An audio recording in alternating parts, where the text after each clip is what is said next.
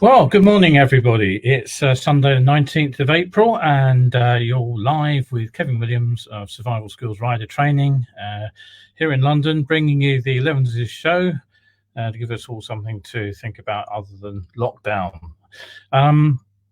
Right, what have we got for you today? Well, in today's stories, we're going to look at Norton, which has apparently been sold. We'll be looking at Oxfordshire's County Council document. It's been billed as negatively portraying motorcycling and has come under heavy fire in some quarters.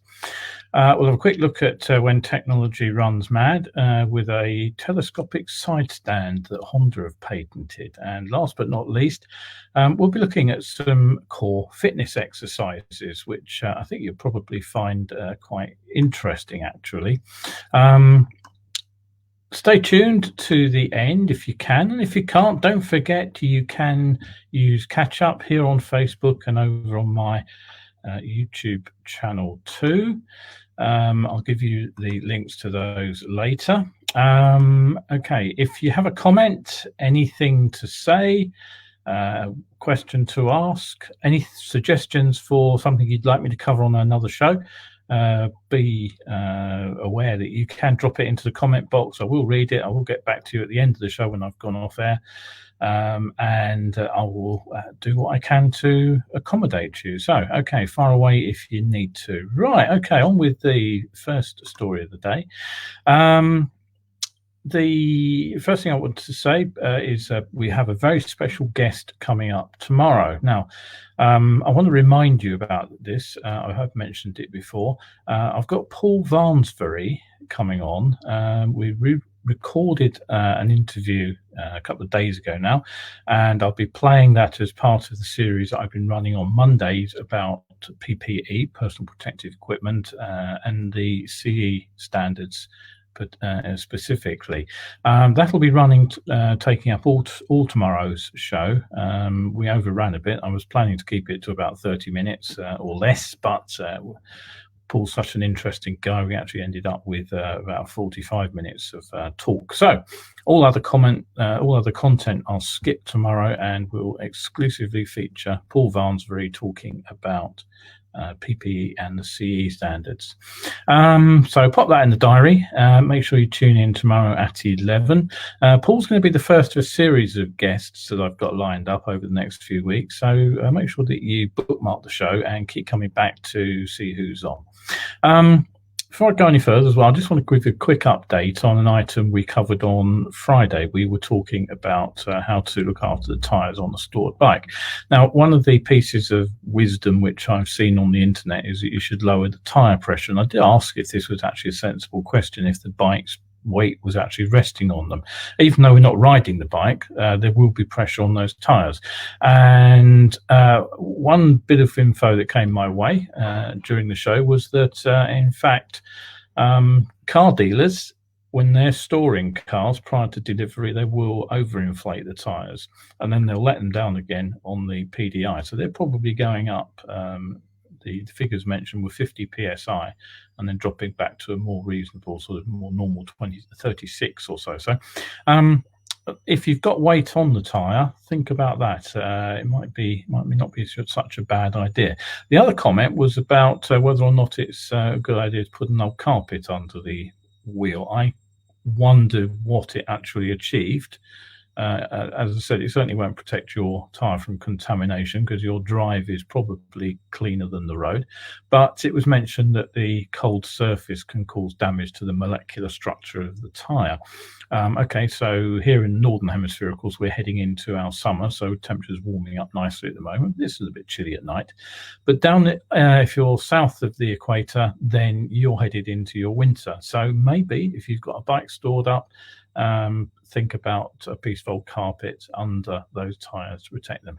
Thanks to everybody who contributed to that particular debate on Friday. Don't forget, I'm always happy to have anybody update or correct me on anything. So carrying on rapidly. What else has been going on? Well, the news coming out of Norton is that the company has now been sold, Norton Motorcycles UK, that is, because there are a number of different Norton vehicles, as it were. The Indian manufacturer TVS has bought Norton, and they've paid £16 million. The story hit the press on Friday afternoon after the Friday show had gone out. The business restructuring partnership BDO announced that TVS had paid £16 million in a cash deal for various Norton assets, it said, through what was described as an indirect subsidiary of the motorcycle company. The subsidiary turns out to be someone called Project 303 Bidco Limited, and they're based in EC2 for some reason. Why London-based, I don't know. I suspect there's a good reason, which we will find out in due course. It may be something to do with the transfer of assets being easier that way. It might be something to do with government grants. Who knows? Anyway, the administrators themselves were appointed by Metro Bank to recover their assets, their investment in Norton. And as Norton's only secured creditor was Metro Bank, it means they'll be first in line for proceeds from the sale. I assume that's after the taxman, actually, but it looks like they'll recoup the money that they're owed. Who else will be paid out isn't clear. It's not clear whether or not they'll get the money owed by Donington Hall Estates, which is another one of the companies which are all operating sort of around the Norton name. The suggestion is that they have acquired the premises under license, so some settlements presumably has been reached. The debt apparently stood at something over 14 million last week in a report from BDO, so that is covered by the 16 million sale, but unfortunately the pension schemes, which also collapsed at the same time, won't be covered. That's believed to total another 14 million, and it looks very unlikely any of those people are going to get their money back, which is really sad news. Staff will apparently be switched from working for Norton to the new company, and they will carry on as normal for the time being, it appears. But the pension scheme, the Norton pension scheme, ceases to apply. Who are TVS, you may be asking? Well, they make a large range of scooters and motorcycles, small CC bikes over in India. Mopeds, three-wheelers, electric scooters too. But in particular, special interest, you may know about the baby BMW, the G310. There's an R version and there's a GS version. Well, TVS is the manufacturer of those particular machines. So if you're thinking you're buying a BMW, you are after a fashion, but they're made in India by TVS. Okay, so the agreement covers business and certain assets of Norton Motorcycles, as well as a license to occupy the premises. Well, what the certain assets are isn't entirely clear, but it seems that the big CC 965 motor has been sold off to a Chinese company. So it looks like it will be the 650 Atlas engine, which was in development. Okay, so basically the press release explains that it will build a long-term partnership and so on and so forth. And Mr. Sudarshan Venu, who's the joint managing director of TVS, said, quote, "This is a momentous time for us at TVS Motor Company. Norton is an iconic British brand celebrated across the world. Norton, with its exciting range of products, presents us with an immense opportunity to cater to the aspiration of discerning motorcycle customers around the world. We will extend our full support to Norton to regain its rightful glory." So basically, it looks like an in for them into the big bike market to compete with Enfield and so on. Right. Okay. So you are watching Elevenses with Kevin Williams of Survival Skills, and still to come, we're going to be looking at Oxfordshire County Council and their supposed anti-bike bias any moment. Honda's unnecessary or nice telescopic side stand, and don't forget we'll finish off by talking about biking fit and maintaining core strength. So, okay, what's have Oxford County Council been up to, which has upset so many bikers? I've seen several stories. I call them stories loosely, and mostly been rants online about this particular document. It's the local transport and connectivity plan that's come under fire. It's in what's called the engagement stage at the moment. And the timeline for this is that it opened on the 4th of March and it stays open until the 17th of May. During that time, views will be collected, and that will then go on to be part of the full consultation, which will be published in September. Now, some of the comments on social media I can only describe as expletive deleted. And what kicked all this off? Well, it's the section on motorcycles. There are a number of sections within this document. Remember, it's to cover transport as a whole.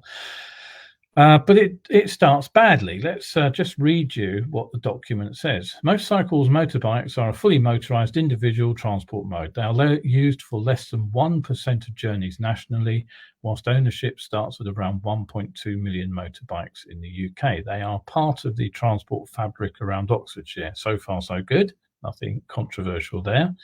But then They suffer a reputation for being dangerous, some of which is borne out in the data, which shows motorbikes as having the highest number of fatalities per million miles travelled compared to any other mode. Well, yeah, factually again, that's not incorrect, but it is a little bit what I call loaded language. Then there's a short list of 4 points in favour of motorcycling, and then the points against are summarised. And listen to the way this is phrased. Motorbikes are mostly still using fossil fuels to run, meaning they are environmentally unsound, not sustainable, and contribute to air pollution. Motorbikes make a substantial contribution to noise pollution. Statistical evidence suggests motorcyclists are a danger to themselves. And there are recorded activities in other places showing drops in collisions once motorised two-wheelers have been banned from specific lanes other than roads. Motorbikes are substantially larger than bicycles, so they take more land space to park in a busy urban environment. Well, okay, yeah, all right. Again, factually probably correct, but language, well, anyway, here we go. Here's another statement a bit further down. Where Transport for London has permitted permanent access to bus lanes for motorbike riders, the number of road accidents involving powered two-wheelers has increased. Let's think about that again in a moment. The document moves on to crash causation data, and it sums up this by saying lower powered two-wheelers seem to be, the crashes seem to result from a lack of experience and road conditions. Whilst for higher powered two-wheelers, they say the issues are a loss of control and speed, being in a hurry. And finally, what they say for crashes in the Oxfordshire area between 2014 and 2018, they argue that the motorcyclist was the user at fault in 71% of fatal crashes, 53% of serious injuries, 59% of serious injuries, and 51% of slight injury crashes. Well, again, factually, it's hard to argue with that. But the question is this a loaded gun? The engagement document here on motorcycling is not restricted to asking motorcyclists only, as the authors say. The topic papers are there to encourage a range of responses from a wide range of people. So, what worries me about this is anybody with an axe to grind generally about motorcycling can comment, and their comments will go forward to the consultation. Is the language itself loaded in such a way as to provoke negative responses from the non-motorcycling part of the population, and particularly the anti-motorcycle lobby? And there is definitely an anti-motorcycle lobby out there. There are statements there which are opinion at best. Some are definitely provocative, I would say, and some are inaccurate at worst. Take the crash causation. Having looked at what they're claiming, I could equally well conclude that that if riders are lacking experience, the problem is the training regime. And I'd immediately point a finger at the Hells Angels on their CBTs only. Now, that's not their fault. It's a consequence of the licensing system, which rewards a rider who takes a test on a 125 with a full license for a 125. Who bothers? That's not their fault for getting stuck in the system. Ultimately, what should we be doing? We should be encouraging riders of that nature on their L plates to take proper training to get past the bike test. It's the bike test itself, which is that competence test, not CBT. Whatever it says on the box about being training, it is not enough for riding on the road, in my opinion. We could also point a finger at food delivery companies which are exploiting these riders on L plates to make a buck for fast food. It's a bit ingenuous, I think, to point a finger at motorcyclists. There are other problems in the system. And why do riders lose control? That was a major factor in those accident causations, and it is it's angled to make it seem as if it's incompetent riders falling off. It's easy to blame a lack of skill, but I nearly crashed myself in Oxford's area just a couple of years ago. I rounded a corner on a bright sunny day, rolled into deep shade, and right in front of me I found a large pothole. It was best part of 9 inches deep, couple of feet across. It hadn't been there the last time I rode the route just a couple of days earlier on a training course. And in taking evasive action to avoid falling into the tank trap, I ran straight over all the loose stones which had been flung out of the hole by the car wheels. So avoiding one problem, I nearly crashed on the second. That's not a rider issue. That pure and simply is a road maintenance issue. And we know that roads are falling apart. They're in a really bad state at the moment and only likely to get worse. But pointing the finger at the motorcyclist and saying motorcycling is dangerous when it's actually the road surface which is failing, again, it's disingenuous at best. And if you really want my interpretation of it, it's downright dishonest to blame the rider. And injuries, again, could we see something positive in the fact that riders have injuries? Could we be suggesting that standards of clothing were upped? Well, as you all know, this is a subject fairly close to my heart, but that's something I'll be talking about with Paul tomorrow, as a matter of fact, as I already mentioned. So yeah, okay, some of the comments that are negative are definitely valid. Bikes are not the green solution that the industry and Motorcycle Action Group, I'm sorry to say that because I do work with them, constantly claim. They are not more economical than cars. You get anything much over 500cc and you'll struggle to match the economy of a small 1000cc car, and you certainly won't match the fuel economy of a hybrid. I drove an Audi A5 hybrid in California, put 1,000 miles on it, over 1,000 miles, just before we ended up getting locked down. It was a mixed bag of driving through Los Angeles traffic, which will be anything you'll find here in London, out into the surrounding areas, down freeways, up into the mountains and back again. And the thing did over 60 miles per gallon, English miles per gallon. I can't get that on my bike, and that's a 600cc Yamaha. You won't get close to it on a lot of big bikes.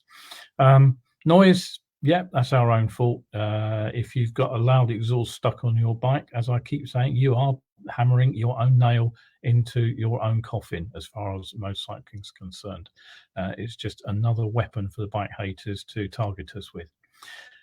Are there any extenuating circumstances for this document? Well, it is an engagement document. I will say that. It's designed to provoke discussion. The authors say, overall, the purpose of the engagement activity is to offer a platform for opinion and interest before a consultation. But so that may mean that the wording is not representative of county thinking. But if you read the entire document, there is in fact a statement that says that it's intended to specifically prompt from the topic, to prompt from the topic paper to help gather your opinion and thoughts on the topic in question. So but it also claims that the document is setting out some basic information and facts about a particular topic, and that's where I have the issue. I say not only is there very clumsy wording, but many of the statements are vague, open to interpretation, and if they're open to interpretation, they're also open to misinterpretation, and they may not even be factually correct. The bus lane claim, for example, if they've been opened up to motorcycles and there is an increase in motorcycle crashes in bus lanes, good Lord, what a surprise. You'd expect that, wouldn't you? But the data I've seen suggests that motorcycles using bus lanes actually have fewer accidents than those not using bus lanes. So, yes, we have to remember that this document is asking for the opinion of regular members of the public who may not be motorcycle savvy. What on earth does that line about drops in collisions occurring once motorized two-wheelers have been banned from specific lanes other than roads? What's that all about? I don't even understand that statement. So, I would say that a document like this should be entirely neutral in its language, because anything else is likely to sway the responders in one particular way or the other. I'm very certain that if this paper was looked at objectively by an outside body, it would be rejected as unduly biased. It appears Oxford County Council have apologised, Oxfordshire County Council, I should say. They have apologised, but as things stand, it doesn't seem that they've actually withdrawn this document or rewritten the questions. So by all means, get your responses into this document, but one thing I will say is keep them objective and polite. There is no point in throwing bricks at the council, and there's even less point in being using language which is simply going to get crossed off the list. Put your objections up in detail. One thing I'll be doing is I'll be putting this article up in full on the written site, and basically you can use it as a template if you want to. Right, okay, so moving on. Where are we? You're watching Elevenses with Kevin Williams. Don't forget, my paperback books are still available to order. If you can't ride, you can at least read. Every book that's ordered helps support me through this difficult time. We'll get on to core strength in just a moment. The cat's now leaping across the keyboard. But just quickly, I'm going to look at a new Honda idea. Now, you may have heard me say in the past, keep it simple, stupid. The KISS principle, as it's sometimes known. The reason for this is, let me just set up the screen I wanted to show you. It's over here somewhere. There it is. Be nice if I could do all this automatically, but I can't. I have to click the mouse. If you add complexity to any system, what you end up doing is you add points at which that system can break down. It's a well-known approach to engineering. Make it simple as it possibly can be. And it's a guiding principle behind my own writing. I don't make writing complicated unnecessarily. If there's a simple way to do something, there's a complicated way. It's always, nearly always anyway, the simple way that's the best way to achieve it.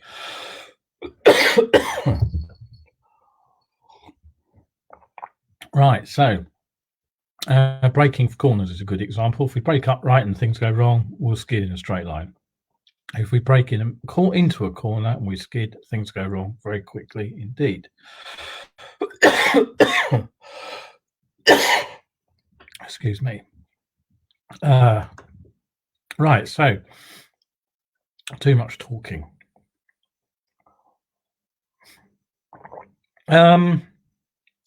So what else was I going to say? Yeah, there are other nasty examples of making life complicated. You may remember the 80s combined headlight switch and indicator that was fitted on some Suzukis. It was a horrible thing.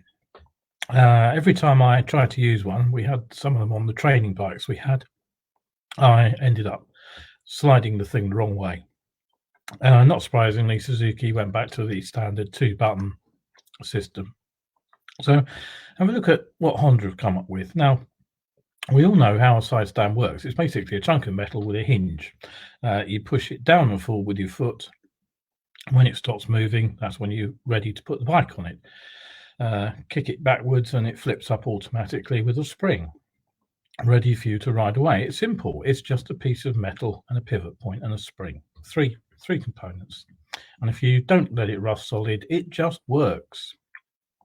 But of course, designers never stop at the simple. They always try to find something more complicated to do.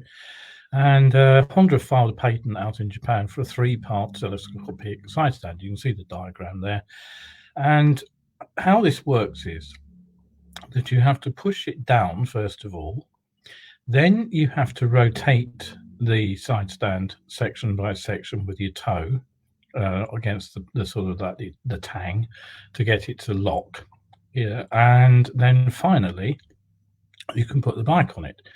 What could possibly go wrong? Well, I mean, the obvious possibility, likelihood, nay, in an English environment, is it will corrode solid within a few weeks.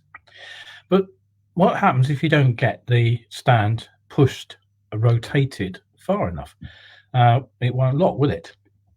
So what's the likelihood of leaning the bike over onto your non-locked side stand to find that it collapses up again as soon as you lay the bike onto it? And you know, with all these parts, they move. And what happens when parts move against each other? They wear. Side stand pivots wear, but it doesn't actually stop it working. One person who saw this described it as a clever solution. I'd say that it's genuinely solving a problem that doesn't exist. So, okay, where are we? We're just approaching the final part of the show. Don't forget, you can join me every Monday, Wednesday, Friday, and Sunday at 11 BST AM, that is. And you can catch up on any missed shows here on Facebook or over on my YouTube channel, which is Survival Skills UK. Don't forget the UK, it's all important. If you don't, you'll find someone showing you how to live under a tent out in the wild. So, okay, on to the last story. We've been talking about keeping ourselves biking fit. And I've just actually got the wrong story up. Let's just correct myself, otherwise I can't read my notes. Staying biking fit is an issue. We're off the bikes. We're likely off the bikes for quite some considerable time. The thing about motorcycling is that it's not easy. It's actually a fairly strenuous activity. We burn a surprising number of calories every hour that we're riding. According to one article, typically we're looking at burning around 600 calories a day. Start again, 600 calories an hour. Right. So the point I want to make really is that we actually need to maintain a bit of core fitness to ride the bike. We develop this core fitness without even realizing that we've got it. Particularly if you've got a sports bike, again, we've talked about this a couple of issues ago, you're leaning forward onto the handlebars, and that means that even without realizing, a lot of our weight is taken through our spine and our stomach area. Not riding the bike, we are going to lose that fitness. Now, what we're looking at today is some simple core strengthening exercises. Now, I stress I'm not an expert here. I'm not a professional fitness trainer. I'm not a physiotherapist. I'm not a doctor. And so, of course, I will throw in a disclaimer that before you start any exercise regime, you should, of course, consult someone who knows what they're talking about. And if you experience any issues such as faintness, dizziness, pain, or shortage of breath, stop immediately and seek some medical help. Now, having said that, having got that out of the way, I've looked at some fitness exercises. Most of what I've seen seems to be either for professional sports people, weightlifters, or the sort of buffed up person who's got a physique like Brad Pitt. Most of us don't fall into that category. So I had a deeper look, and what I found was a 10-minute core strengthening workout. Now, what appealed to me is that no special equipment is needed, not even an exercise mat. And the really interesting bit was that all the exercises are actually done in the same position as we ride a motorcycle. In other words, the only piece of kit you need to perform these exercises is a chair. You are performing them seated. Now, what I say is ignore the seniors label on there. I suspect that some of you watching this aren't, what is it, in the spring of their youth, but whatever your age, whatever your fitness level, we're not trying to build muscles like Arnie here. We're just trying to maintain that base fitness so that when we do get back on the bike, we're not going to kill ourselves with 5 minutes worth of riding. So give it a go. As I say, as long as you're not actually physically stressing yourself to the point where you make yourself sick, what kind of harm can it do? And the point is, always with exercise, start light, start simple, start with gentle repetitions. We build up gradually. What we're not trying to do is win a weightlifting competition. Most of us will have 10 minutes to spare somewhere or other. Nothing in these exercises should challenge you, and even the relatively unfit amongst us should be able to find a chair. So I'll put the URL for this up in a comment in just a second. But again, it's an exercise on YouTube that I think would be well worth doing for most of us while we're off the bike. So, okay, last but not least then, we're at the end of the show now. We'll be back tomorrow, don't forget, with Paul Varnsbury, who will be talking to us about PPE and the CE standards, and we'll be having more biking tips and news and views on Wednesday. So don't forget, regular shows Monday, Wednesday, Friday and Sunday at 11 BST. For now, thanks for watching. Hopefully catch you tomorrow, and have a good day, or one and all. Bye for now.